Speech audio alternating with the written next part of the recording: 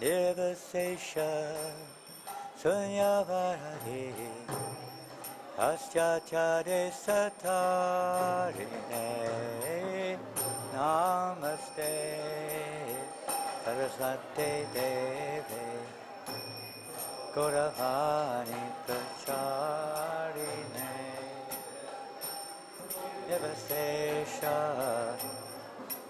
Pari Chacha Keshatarine Jaya Shri Krishna Chaitanya Prabhu Nityananda Shri Advaita Gadadhar Shri Vasudeva Gaura Bhakta Vrinda Jaya Shri Krishna Chaitanya Prabhu Nityananda Advaita Gadadhar Shri Vasudeva Gaura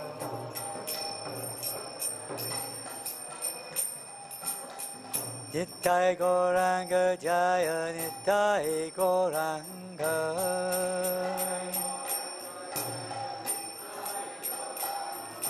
Jaya Sachinandana Jaya Sachinandana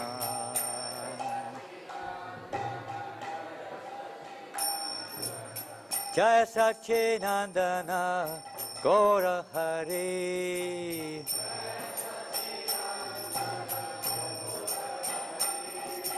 Jaya Sachinandana Gaura Hari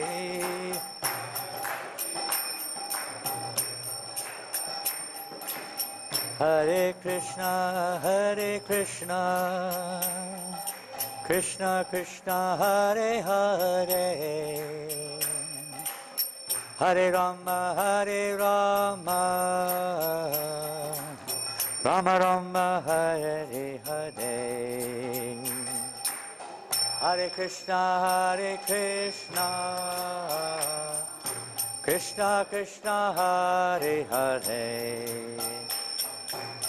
Hare Rama Rama Rama Hare Hare Hare Krishna Krishna Krishna Hare Hare Hare Rama Rama Rama Hare Hare Hare Krishna Krishna Krishna Hare Hare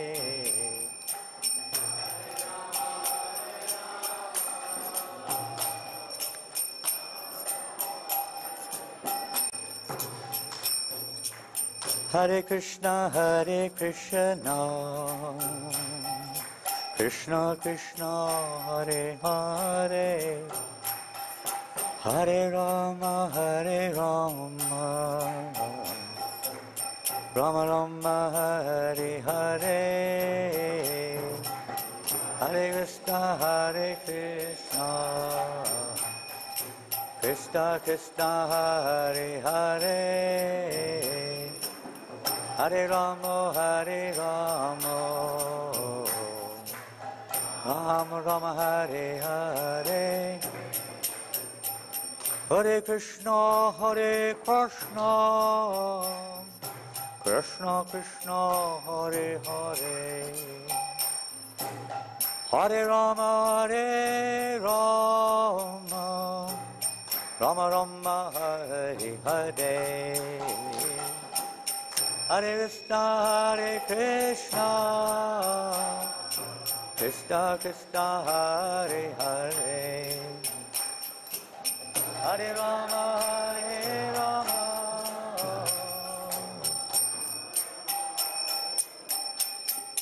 Hare Krishna Krishna Krishna Hare Hare Hare Rama Hare Rama, Rama Rama, Hare Hare, Hare Krishna, Krishna Krishna, Hare Hare.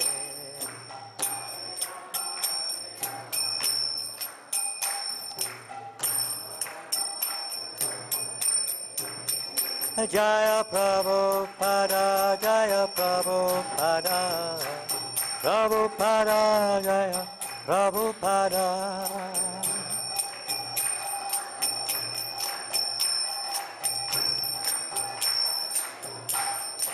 Prabhupada, Prabhupada, Prabhupada, Jaya Jaya Prabhupada.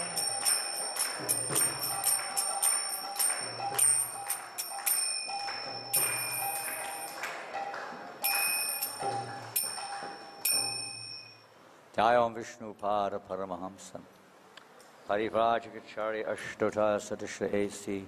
Bhaktivedanta Swami Prabhupada Ki Ananta Kota Vaishnavinda Ki Namacharya Shri Haridasa Thakur Ki Prem Se Kaho Sri Krishna Chaitanya Prabhu Nityananda Shri Advaita Gadadhar Sri Vasadi Gaura Bhaktivinoda Ki Shri Radha Krishna Gopa Gopinath Shamakunda Radhakunda Giri Govardhan Ki Shri Vrindavan Dham Ki Shri Mayapur Dham Ki Ganga Maya Ki Yamuna Maya Ki Tulasi Deva Ki Bhakti Deva Ki Samaveta Bhakta Vrinda Ki Lord Chaitanya's Harinam Sankirtan Ki Brihat Mridanga Ki Srila Prabhupada Ki Sri Vrindavan Dham Ki Sri Gaurnitai Ki Shri Krishna Balaram Ki, Shri Radha Shama Sundara Lalita Vishaka Devis Ki Jai.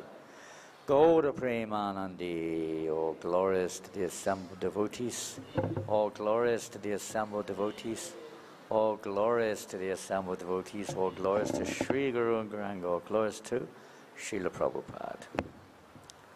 Nama Om Vishnu Padaya Krishna Prashtaya Bhutale Srimate Bhaktivedanta Swami Niti Namane Namaste Saraswate Deve Gauravani Pracharine Nirvasesha Sunyavadi Astachare Shatarine Om Jnana Timarandasya Jnananjana Shalakaya Chakshuran Militam Yena Tasmai Shri Gurave Namah Shri Chaitanya Manobhistam Stapitam Yena Bhutale Shvayam Rupakadamayam Dadati Svapadantikam Vanchakalpatarubhyascha Kripa Sindhubhyevacha Patitanam Pavanebhyo Vaishnavebhyo Namo Namah. Hare Krishna, dear devotees, thank you for coming this evening. We will be reading from the Srila Prabhupada Lilamrita, Volume 1. How many of you have read in any language, I'm sorry I can't speak Hindi, in any language, the Prabhupada Lilamrita all the way through? Hands up, not just fingers, hands, come on, way up. Quite a few of you. Many of you have not read it all the way through. So please do read it all the way through. Where are we reading from? Anyone know?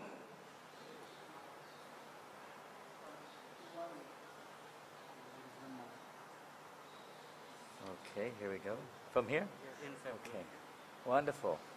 So, of course, it's explaining the life history of Srila Prabhupada, but more than that, the most important thing practically we have to grasp is what is Srila Prabhupada's mission. Did you know that the last word that Kadambakana Maharaj said was mission? Mission. Yeah, the mission. Srila Prabhupada's mission. It's sometimes just understood as being a mission of, like a missionary, spreading the good word. and in our case, opening up temples in India, here and everywhere in the world, going everywhere, chanting Hare Krishna, distributing books everywhere. Certainly that's our mission. To follow the legacy of Srila Prabhupada, understand what he wanted of us. It also includes, as we've been hearing regularly the last few days, following the instructions. One time Prabhupada said, it doesn't please me, actually, when a devotee or somebody brings him money.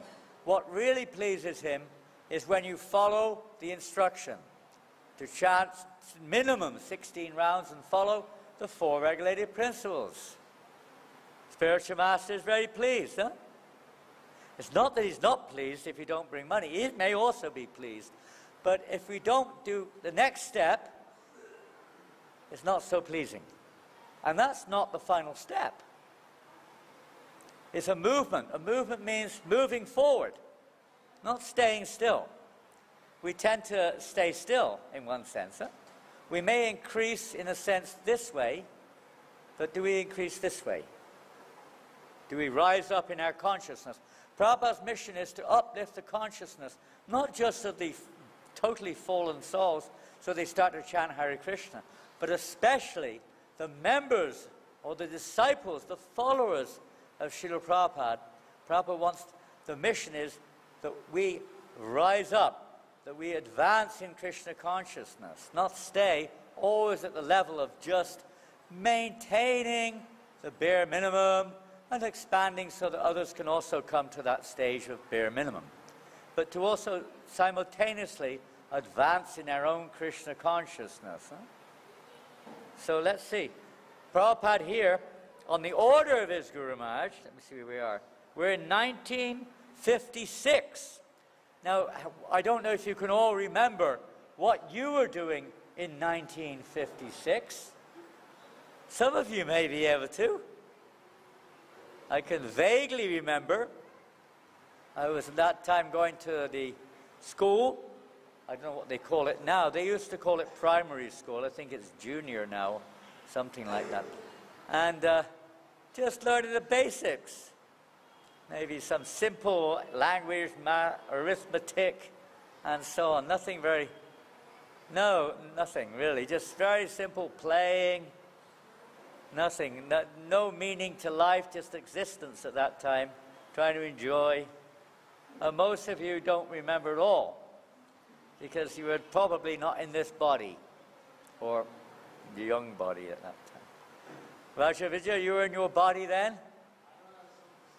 Another body, huh? Yeah, before you were born into this one. Some of us were around in 56, huh? Yeah. But most not.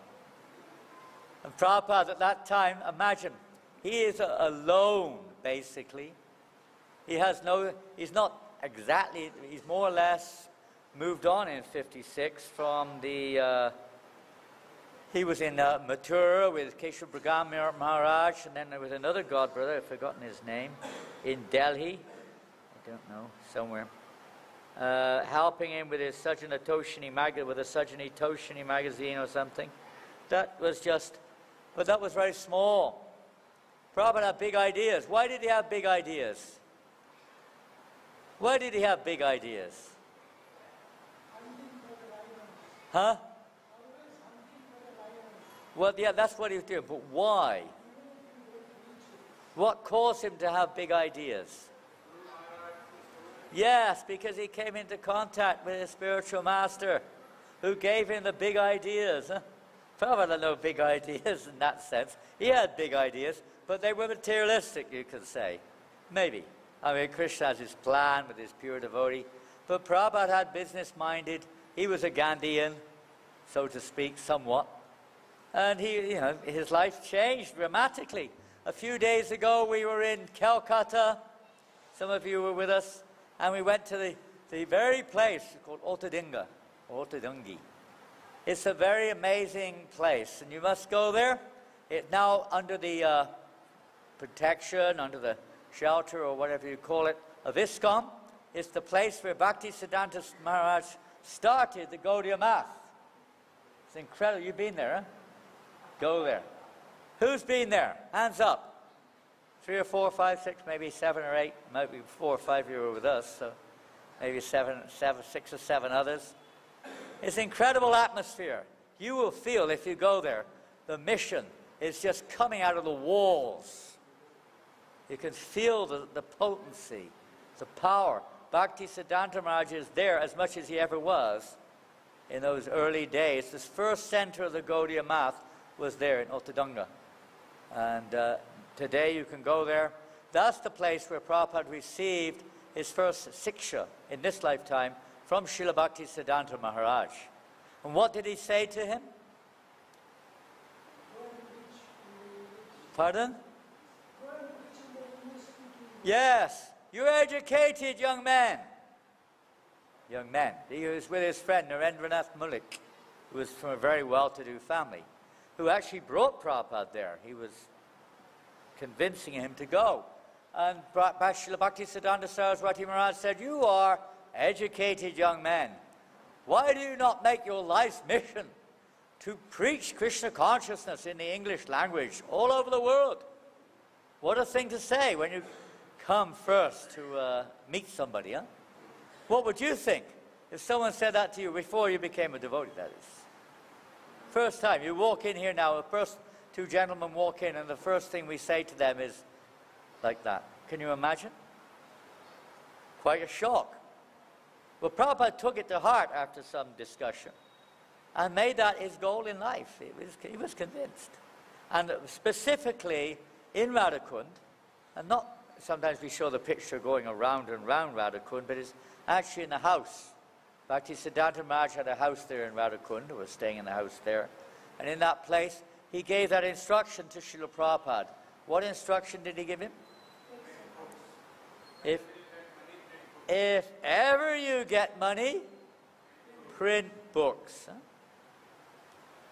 He also warned him, Agun Julbe, that very soon there will be fire in the mat. Didn't mean literal, but there will be quarrels, dissension. So Prabhupada saw that. Although he very much wanted to work with his godbrothers to push on this mission. Very much. And he tried. He tried, but he could see either they were not in a position to do so, or they had another idea, or they were embroiled in some kind of, legal issues, or whatever it was, or they just lost their enthusiasm. So Prabhupada decided he's got to fulfill this mission. Has to. In 1944, what did Prabhupada do? What did Prabhupada do in 1944, just at the end of the Second World War? Started the BTG, the Back to Godhead, the backbone of ISKCON. Huh? Backbone. He started it. So now we're in 1956. And Prabhupada has just basically, what has he just done? I mean, as he was a grihasta most of his life, businessman, running pharmacy and laboratory, etc. What has he done now? Huh? Well, he started that in the early 50s, 1950 or something, but that's also finished. At least in Jhansi, he was in Jhansi, League of Devotees, the Radha Memorial, that's finished, huh? Didn't happen. Krishna had another plan. Prabhupada was, you could say, disappointed. He really felt that this was a great opportunity now to push the mission of Srila Bhakti Siddhanta Maharaj forward, but it didn't happen there. Not much. So he moved. He went to Mathura first, as we already heard, and then he went to Vrindavan, Delhi, went to Delhi, and he worked with his godbrothers, back to Shranga Maharaj, I think. And he was there for a while helping out with the editorial work, but there was nothing much going on. They could only afford to print a few hundred magazines. Nothing much. And so he cast off basically on his own. And he moved to Vrindavan, staying in different places in Vrindavan, Vamsi Gopalji temple and so on, until he moved to the Radha Damodar. But at this point he's in a Vamsi Gopalji temple, and he's back and forth between there and Delhi, mainly. And he's retired, what's coming to, he's now retired from his family life. Very, especially in the situation he was in, with children, family, business, wife, not so interested in Krishna consciousness in general. difficult to do much in terms of preaching Krishna consciousness. Something, but not enough. So he retired from his family, and he's come to Delhi now, and his intention now is to try to really push forward his spiritual master's mission. In February of 1956, while the U.S. was struggling with civil rights, while Khrushchev and Eisenhower were both openly deploring the arms race and were maneuvering in nuclear disarmament talks, and while the Shah of Iran was visiting New Delhi, Abai was trying to print Back to Godhead. Still trying. He had no real support. Money was, now he's retired, he had no income. He'd done quite a few issues prior to this, between 44 and 56. And the Shah of Iran, by the way, at that time, not of course, but later on, in the 70s, believe it or not, the Shah of Iran was taking interest in Krishna consciousness. His whole family. They were hearing Bhagavad Gita. One of our devotees, Parivrajacharya Maharaj, was staying in Iran and preaching to his family very expertly. Prabhupada wrote to him and said, your technique is very good. He was teaching yoga, hatha yoga, and then introducing, meditation, kirtan, Bhagavad Gita like that. But Prabhupada said, yes, this is the way to preach. Introduce them first in a way they can relate. So he introduced hatha yoga. Sometimes people don't know that. They misunderstand the principle of how to bring people to Krishna consciousness. This was one of Prabhupada's main principles. What will help people to come to Krishna consciousness? Not just what we think, or what it was like 50 years ago, or what we like, but what works, what actually brings people to devotional service.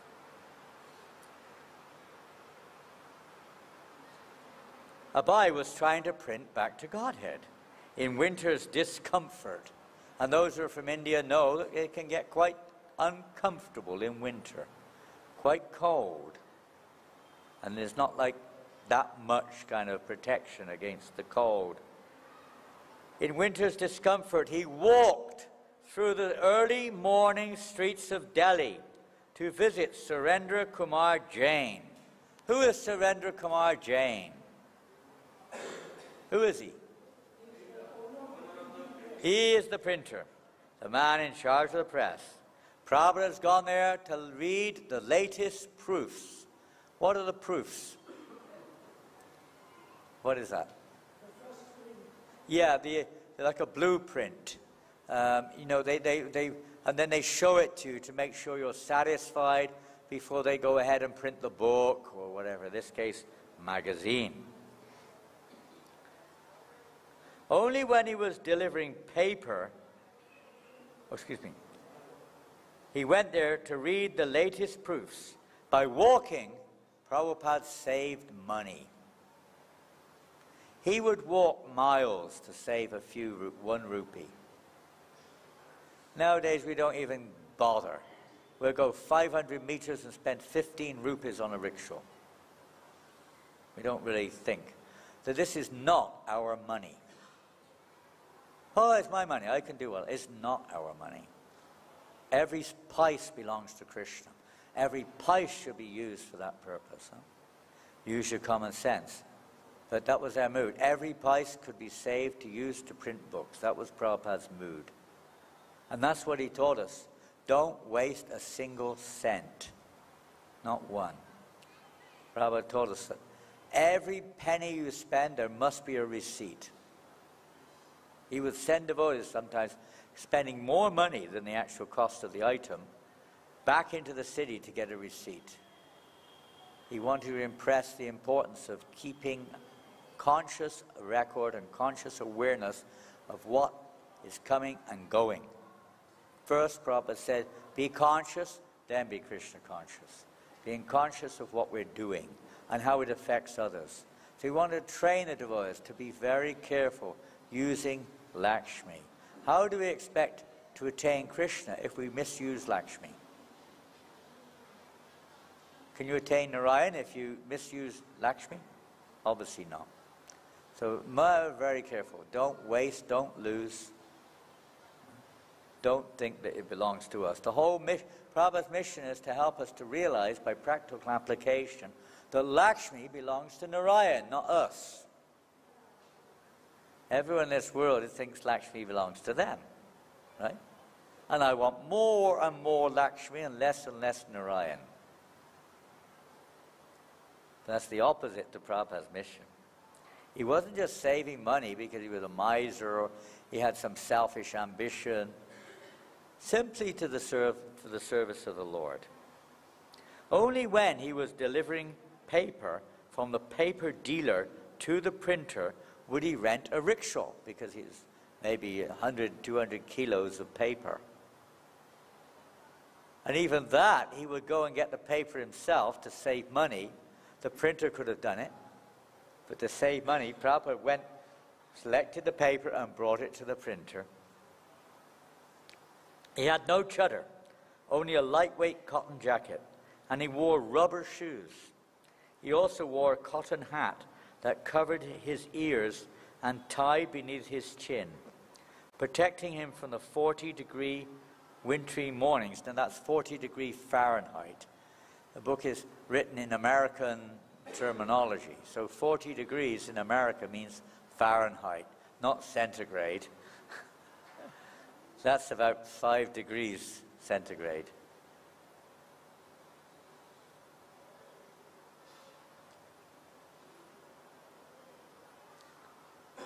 Protecting him from the 40-degree wintry mornings and sometimes gusty winds. Kumar Jain. My first impression was that he was a nice person and straightforward. I felt pity also because of the conditions under which he would come.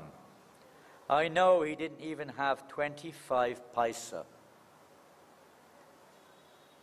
Is there anyone here in this room who has 25 paisa?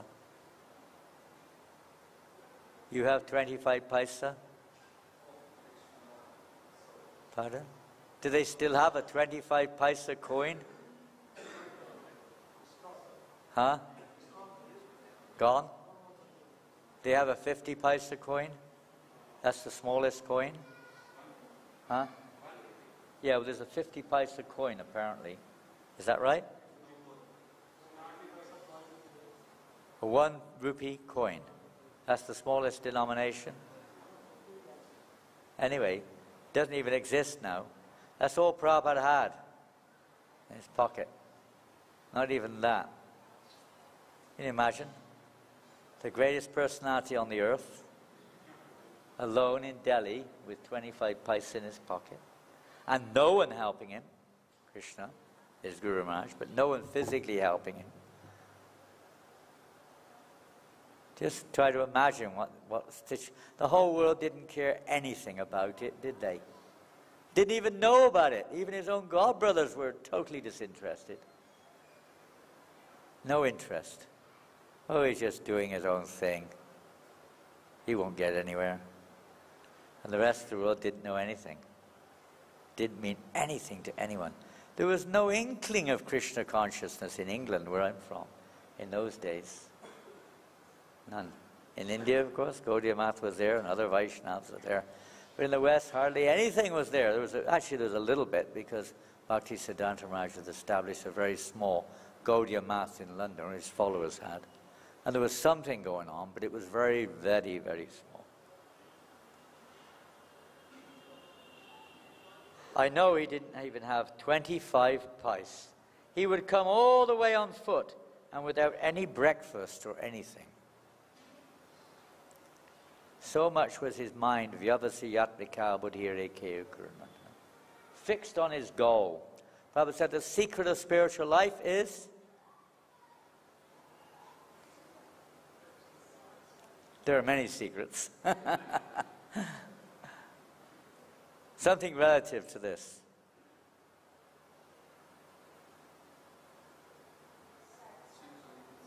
Pardon? Huh? Something relative to what we just said. Huh? Yes, but in this regards, why was he getting up in the morning? Maybe chanting, reading, I don't know. But going out early morning to collect paper, in the cold, alone. Pardon? What was that? Yes. Implicit faith in the instruction of his spiritual master. He made that his life and soul. Prabhupada said it. The instruction of my spiritual master is my life and soul. And the verse we just quoted in the commentary of Vishwanath Chakravarti Thakur on that verse in the Bhagavad Gita, whatever it is, 240 something or another. Vyavasayatmika buddhire ke ukuranandana. Vishwanath Chakravarti Thakur gives a very profound commentary on that particular verse. There's a monkey on the window there trying to get in, I think. Come and sit down if you want to come in and be quiet. Have you ever seen a monkey sit and listen to a class? Maybe some of you feel like you're monkeys. Haribol, you just arrived from France. Hare Krishna. Wonderful to see you in Vrindavan Dham. They just flew in this afternoon. Straight here. Amazing. And your husbands are organizing. Are they here also? Oh, Haribol. Welcome, everyone. Fantastic. So where were we before the monkey intervened? Huh? Pardon? Life and soul, yes. Prabhupada, his life and soul. So that verse in Vyavasayatmika Buddhire Kiru Kurunandana, Vishwanath Chakravarti Thakur comments, and what does he say? The order of my spiritual master is my life and soul. It is all that matters to me. Whether I go to heaven or hell does not matter. He just emphasized, this is the success of life. To make one's spiritual master's instruction one's life and soul. Krishna then, as you sing every day, Yasya Prasada, Bhagavat Prasada, etc., and other songs, glorifying the order of the spiritual master as the essential key to attaining perfection in life. So Prabhupada took that on board as his directional goal. His focus was completely on that at every moment, practically speaking. How to fulfill the order of my spiritual master. And Prabhupada said that that commentary of Vishwanath Chakravarti Thakur was the impetus for his pushing forward against all odds. This mission of Krishna consciousness. No one will believe. Now we're talking of 1956, so that's less. How many years ago? About 67 years ago. It's not so long. Who would have dreamed at this moment, that one rather elderly Vanaprastha at that time, walking the streets of Delhi with no money and no followers and seemingly no mission, nothing, just printing a few magazines, just surviving basically, would establish a mission, worldwide mission with millions of devotees. Who would have thought it? Nobody. Nobody. Right? Impossible. One time in London, the Queen's Counsel, who represents the Queen of England in Parliament, he read this Lilamrita. Maybe not this one, maybe the abridged version, I don't know. But he read it, and he made a statement. He said, because one devotee went to see him, he said, your spiritual, you do not know, he said to the devotee, he said, your spiritual master, he said, you do not know what a great thing he's done. Now this Queen's Counsellor was a meat eater, a drinker, a smoker, you name it. Nothing to do with Krishna consciousness in his life. But he read that book for various reasons. And he said, you do not know what a great thing your spiritual master has done. Listen, devotee didn't, of course I know what a great thing my Guru Dev's done. What do you mean he doesn't? I don't know. Who are you to say that to me? You don't know anything. And so the Queen's Counsel looked at him and said, the devotee kind of went like this in an Indian yes, no answer, you know. And then the Queen's Counsel said, "You do not know what I mean." The devotee could say nothing. It was Shiva Ramaswamy, if you want to know who that devotee was. He couldn't say anything. So the man said, "I'll tell you why you don't know, because you're still a young man. I'm in my 70s. Your Guru Maharaj in his 70s, what he did, he said, is humanly impossible. Impossible. Not possible for an ordinary human being to do what he did. Impossible." And Prabhupada's not an ordinary human being, obviously.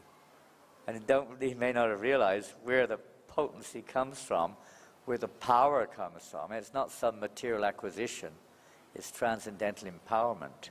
When we connect to the disciplic succession with our heart and soul, that power comes through.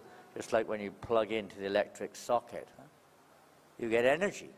But if the socket there's some corrosion, rusting and so on, you may get a little bit now and again, but you're not going to get that power coming through. Because Prabhupada was completely connected to his Guru Maharaj. Every moment his Guru Maharaj was with him. Not for a moment, he said, did I forget my spiritual master. There's the power comes from there. So Mr. Jain went on to say, Swamiji, he would come in the morning to the press, and when I would ask him, Swamiji, did you have anything to eat this morning? He would say, oh, no, Mr. Jain, I just came because I had to see the proofs. That's all right, I would say. I will get breakfast for you. I would call for breakfast, and then he would sit and work.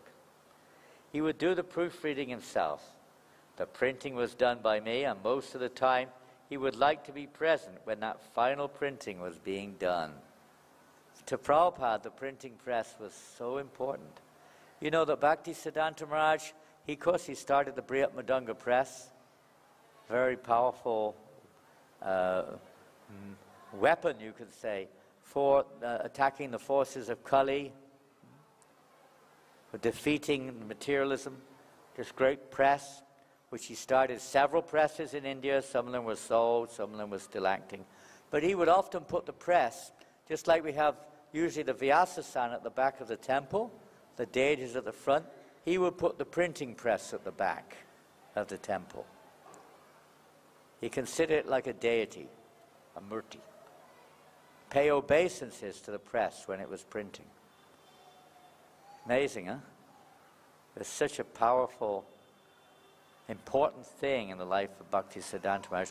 Thus, Prabhupada said, the thing he learned most from his spiritual master was this: printing books, printing literature, and of course, distribution also. Where are we? It was a regular thing that he would come without breakfast. I would arrange for breakfast, and we would sit across the table for one another for hours together. What amazing, eh? That particular man, you know, Mr. Nair, was chosen to do this service, you could say. You can imagine what his future is, huh? He was helping Prabhupada fulfill his spiritual master's order. And that's the same with every one of us. We have this opportunity, even more so, because you can say selflessly. The more your service is selfless, without expecting anything in return, the more the empowerment comes. If we're paid for it, that's a different thing. But when it's totally selfless service, then the empowerment really comes. So Prabhupada, many times he would, one time in LA, he started just crying and crying. He was talking about the mission of his spiritual master, how he saved him. How he saved him. And he said, and you are all helping me. And Prabhupada started crying and crying. You are all helping me to fulfill the order of my spiritual master. This is the greatest service we can do, whatever that may be. Maybe we have an order for other activities. Just like the ladies were, they maybe still are, making garlands. Why? They're not going to sell them, are you? Are you making those garlands to sell? Is that what they're doing? They don't understand what I'm saying. Are you making the garlands? Are you going to go to sell them, or what are you going to do with them? They don't understand English, probably. No, they're not. They're making them for the deities, right? Selfless service. They're offering them for the pleasure of Krishna. Are you doing that? Is that what they're for? Huh? Huh? Yeah, for the deities. You're not making them for yourself. You're not making them to sell, right? You're making them for the Lord. Assisting Prabhupada. What does that mean? What did it mean to assist the Guru? It means many things, you could say, but at the root, what does it mean? At the root, don't just say helping him spread his mission and making him happy, but what does it mean at the root? Pardon? Yes, to increase the pleasure of Krishna. That's what preaching means. It's not this thing, that thing. It means that which increases Krishna's pleasure. Making garlands for the pleasure of the Lord. And the spiritual master teaches us what pleases Krishna.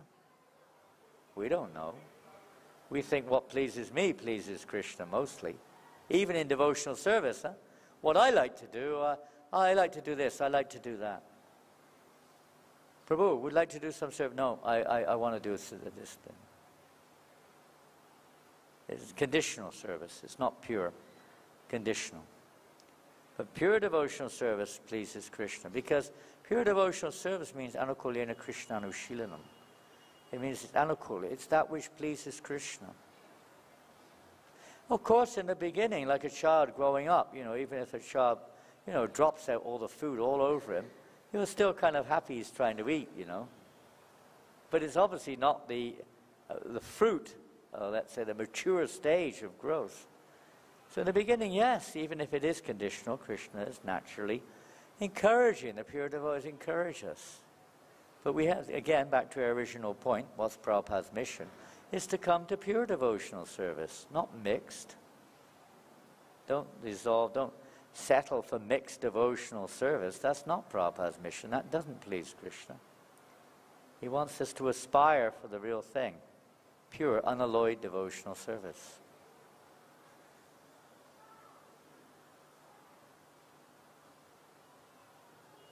He was always talking on religious subject matters, but when he would be sitting, especially when waiting for the proofs to come, we would discuss many things.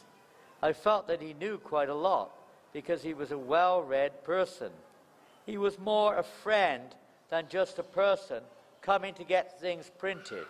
He was a very simple man, straightforward in his habits, but his mission at that time was particularly to further the movement of back to Godhead. And that's his mission, isn't it? Back to Godhead. That's Prabhupada's mission, right? What do you think? Is it? Is that his mission? Or are you going back to home? Prabhupada's mission, everyone go back to Godhead. Why? Why? Why?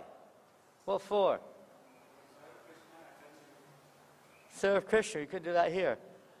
Why go back to Godhead? You belong there, then what are you doing here? Huh? It's your home. I don't know if we're convinced about that yet.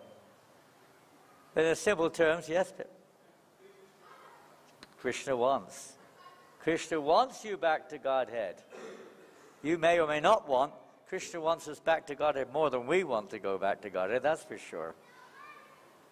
If we realize what it meant, we might be a little bit more desirous and enthusiastic about it, and willing to sacrifice that which is required. There's a few sacrifices on the path back to Godhead, huh? What do you have to sacrifice? Huh? What do you have to give up? Vishaya chariya kabe, shuddha habe ma, habe hamai ravo, Shri Vrindavan. You want to go to Vrindavan or not? Wait a minute, I'm already in Vrindavan. What's he talking about? Are we in Vrindavan? Yes and no. I don't know what's going on inside your heart. Is it Vrindavan? Are you in the mood of Vrindavan? Is there still an inkling of envy? Is there still an inkling of material desire? Are we slightly attached to the sense objects? Are we still slightly identifying with the body? Are we still seeing duplicity, duality? Are we seeing the streets of Vrindavan dirty?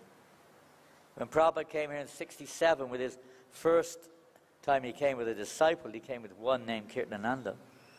And he gave Kirtananda Swami here, gave him sannyas right here in Vrindavan. And Kirtananda said to Prabhupada, Srila Prabhupada, why is Vrindavan so dirty if this is the spiritual world? Prabhupada said, Vrindavan is not dirty. You are dirty. Because you're dirty, you're seeing everything like that. You're looking through your dirty consciousness. Even though he gave him sannyas, we've still got dirty consciousness. So we see things according to... And everyone sees it differently. Believe me, that monkey doesn't see it the way we do. And we don't... Every one of us sees it differently. We're not seeing the absolute nature. We're seeing something, still something relative there. Prabhupada sees the absolute situation. But to bring people from the relative to the absolute, that's another thing altogether. As we mentioned yesterday, turning ducks into swans. Not easy. The duck just goes back to being a duck again. Even if you dress it up like a swan, you know, you still got this duck nature. You still got this materialistic nature. So in order to go to Vrindavan, we have to, yes, the false ego, but to give that up, we have to be willing to give up sense gratification. Woo. Whoa. I don't mind chanting Hare Krishna, kind of, but to give up sense gratification, when I feel like it, to give up sense gratification, You mean, what do you mean by that? I mean, you mean, you know, no meat eating, right? It's okay. No gambling. I'm not sure about sex one. Let's not talk about the sex. But no gambling. Okay, I can handle that one. No intoxicants, more or less, as long as you don't mind me drinking a cup of, you know, Coca-Cola or something. Whatever. You know, that's hard enough. But that's the easy part. That's the easy part. The internal one is the real fun. Isn't it? The real fun. Krishna says in Bhagavad Gita, the desires may come, they flow into the mind like rivers flowing into the ocean. But that doesn't mean that we have to embrace those desires, do we? They come. Because when one realizes the mind is also external to the soul, most people don't know beyond the mind. But when you walk along the street, even in Vrindavan, you probably see so many advertisements for things, I don't know. Buy this, go here, do this, live here, enjoy. I saw one sign, enjoy like a king in Vrindavan. Is that the mood of Vrindavan? Advertising some palatial building somewhere you could buy. Is that our purpose, coming to Vrindavan and living like a prince? Not at all. So many things in mind. So you may see all these advertisements around you. You don't take them to heart, I hope. Or you may see an attractive person, and materially speaking, you might say, well, it's natural, you become attracted. But a devotee at least tries to withdraw his senses from that object. Not to meditate, contemplate that object of the senses, no. Because everyone knows what happens when we contemplate the objects of the senses, right? What happens? Huh? Attachment. You may become attached, huh? When you contemplate something, whatever it is, you may become attached. And what happens then? Desire, then what happens? Huh? A little bit before that. Well, yeah, you could say with desire, but go a bit more graphic. What does Krishna say in the Bhagavad Gita? What develops? Lust develops. Lust. Use the more graphic word, which is the all-devouring, conquering, all-devouring enemy of the world. Lust. Enemy. Most people don't see it like that. But it is. It's that which keeps us in the material world. So lust develops. Then what happens? Why do you get angry? Because you can't satisfy. There's only 2 devotees here by the sounds of it. Where's everyone else gone? It's just, I don't know everyone's names, but there's just 2 devotees here. Anyone else can answer too. Why do you become angry? Someone else. Huh? Why one would become angry? Why? Sorry? When lust is not fulfilled, or when your hankerings are not fulfilled, you become frustrated. Anger manifests in different ways. It may manifest in outright anger, which is easy to define. Frustration, internal frustration. It may even become depression. Different ways that anger manifested. Failure to achieve one's objectives in life come in then as a result. And then you become completely perplexed, overwhelmed, bewildered, lose your intelligence and fall down. This is what's going on in the material world. But you don't take that seriously when you see all these things around you. No, I'm not going there. So the same thing in the mind. These desires, like billboards or whatever you want to call them, advertisements, may come in our minds, but we don't have to submit to them. You can't stop them coming. Prabhupada said they'll always be there as long as we're in touch with the material world.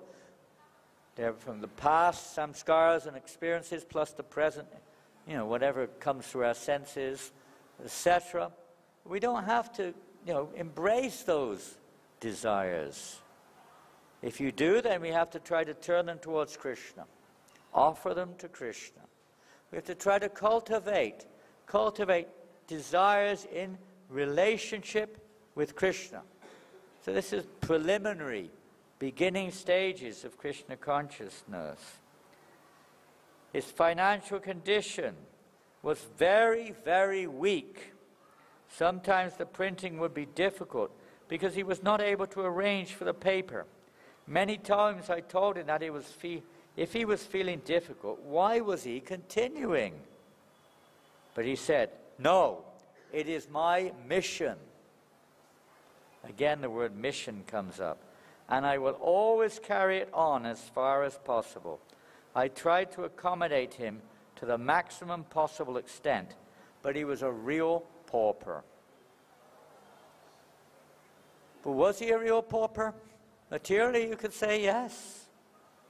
He would certainly be in the lowest bracket of income, that's for sure.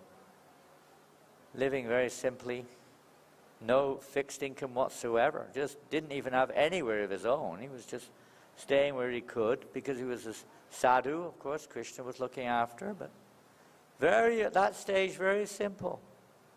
This chapter is titled, Crying Alone in the Wilderness.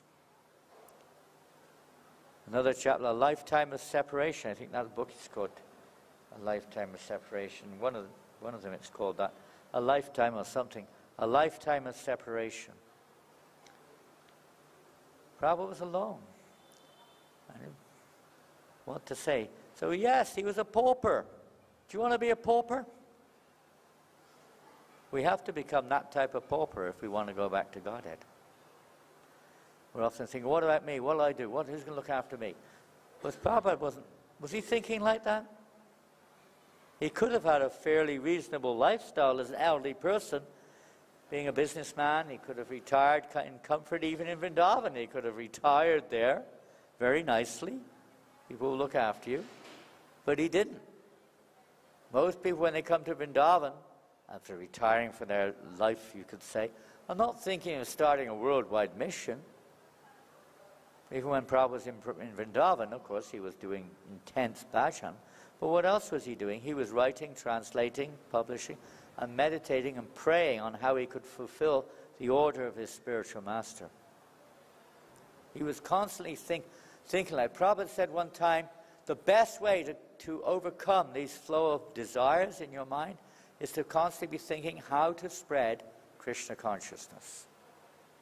How to spread it. How to improve my service. If you're a cook, how to cook nicer for the deity. If you're making garlands, how to make nicer garlands. If you're whatever a service, if you're a manager, how I can improve my service to the devotees in my temple, or this temple which I'm in. We don't own anything. If you're a book distributor, how to increase the book distribution. If you're a leader, how to find innovative ways to introduce Krishna consciousness, etc. Whatever it is, how to increase my service. Don't be content with, just stuck in a rut or just staying at a certain level. How to increase, how to go forward. If we're in elder age, we can't do very much physically, we will think, how can I absorb myself more and more in hearing and chanting? Whatever it is we're in, whatever stage we're in, how to do that better for Krishna. How to look after, how to serve the devotees better. How to chant more attentively, more purely. How to increase my chanting. How to increase the amount of prasadam I eat.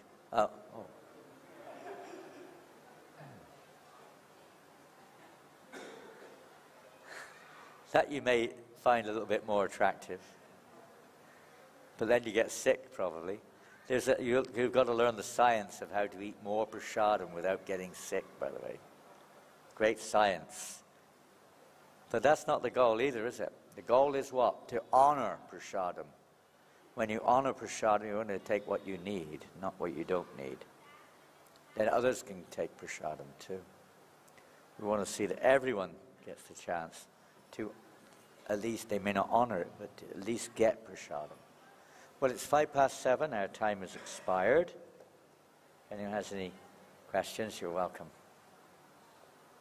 We started at 9 after 7. So, they said 1 hour, so we've gone for 55 minutes right now, more or less. Almost 1 hour. Any comments or questions? Yes, Raj.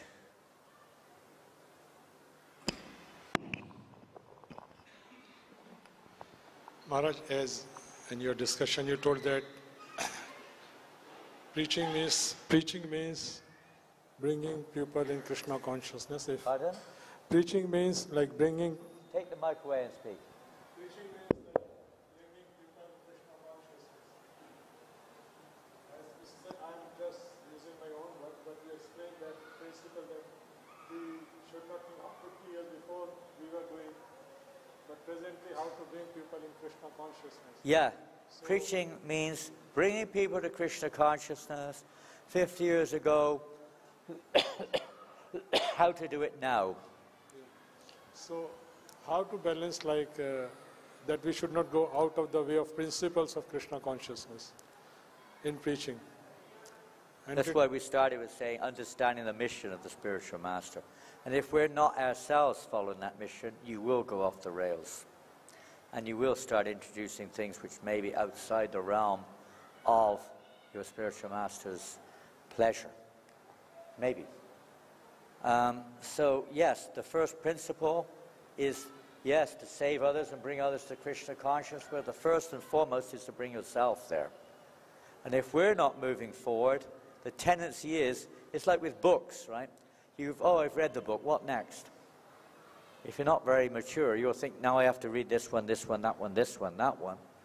Variety, variety, I've got to know something.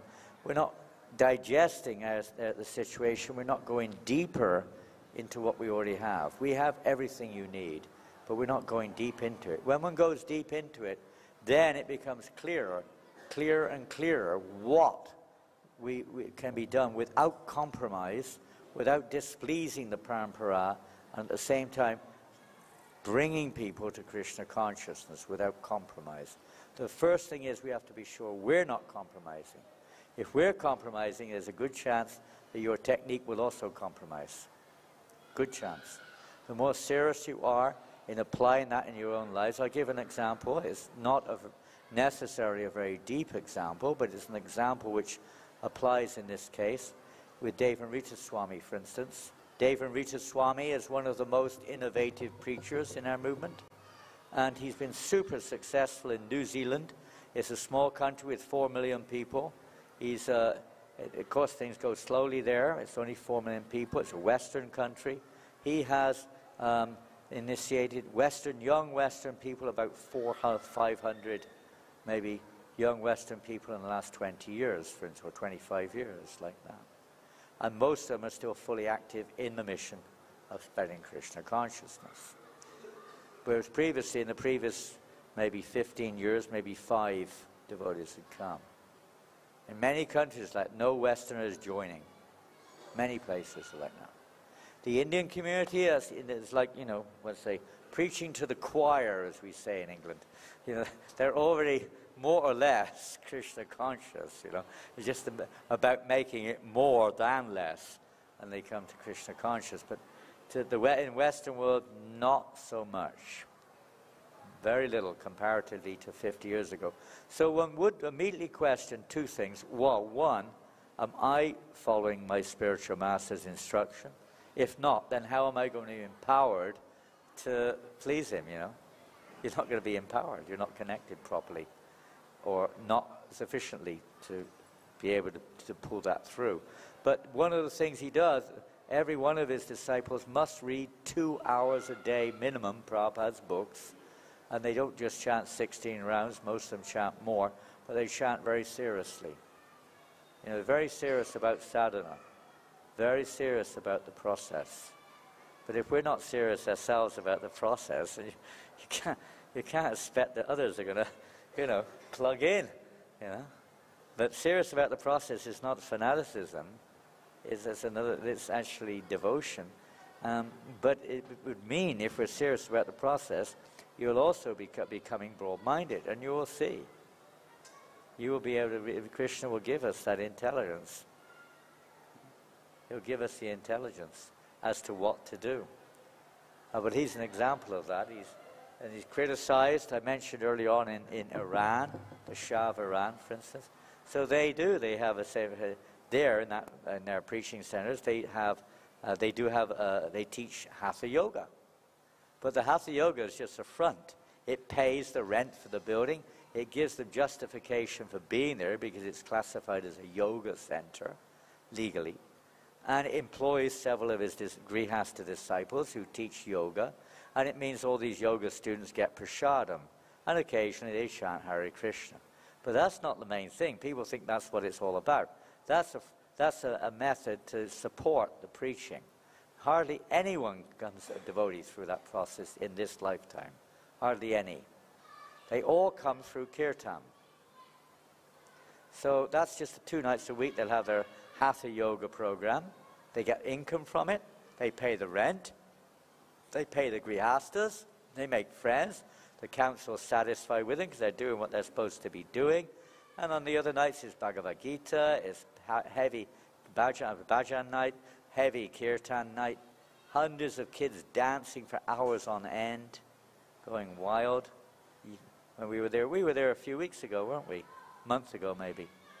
Not many. Since COVID has been a little bit reduced, they have not yet fully recovered. New Zealand was one of the last places to open up. And they, maybe 50 to 100 young kids all dancing wildly in their long hair, jeans, just like it was in the 60s.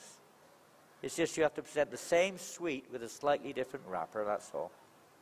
Slightly different wrapper. And the main thing is the warmth, the attraction, the desire. It's not a technique either. It's the spirit, the desire to facilitate this and to be willing to change accordingly. Prabhupada was very flexible when he's in terms of he didn't compromise 1 inch the actual sweet. But as far as the wrapper is concerned, he was very flexible. If this works, fine. If it doesn't work, forget it. We'll do this. You got to be, don't be like, a stone. Some devotees are like stones. we did it like this in the 70s, it's still got to be like this. Okay, you do it. You make devotees then. In the 70s, we were making devotees. You can't say, this is how it should be. You do it and show that you can make devotees. Do it. No one's stopping you. Do exactly the same thing. There's no problem. Going on the street, you can still do it. Chant Hare Krishna. I was just reading about Inder in the early days. He was going 14 hours a day on Hari Nam. Does anyone do that? 14 hours a day on the street? I don't think anyone goes 4 hours a day on the street. Speak of 14 a day. Some days they go up to 14 hours a day. You can't imagine such a thing. They go for 2 hours before breakfast, and then they go out again they go early. The whole morning program was early. Then they would go out straight after breakfast, 9:30, come back at 10, like that. They stayed all day. Packed lunch, 10 minutes, 15 minutes, half an hour at most. All day, Hari Nam. Of course Krishna's going to give you direction what to do. Tesham satate yuktanam bhajatam priti purvakam. When we're deep in our Krishna call, going deeper, then Krishna gives you more. As they surrender unto me, I reward you accordingly. It's not just about learning from others. That's okay, you can do that too. But the real force, the real effectivity is when we ourselves are understanding the mission and following it, entering into the mission, which isn't just external. Prabhupada wasn't just an external. Some people misunderstand. They say, oh, he was a good businessman. Oh, he went at the right time. Anyone could have done it. Oh, he was very clever. That wasn't at all where Prabhupada's success lied. Success, he's a holy and solely because he never compromised his spiritual master's instructions and he followed them to the T as much as he could. It's a success. Srila Prabhupada ki jai. Go Premanandi Hari Hari Bo.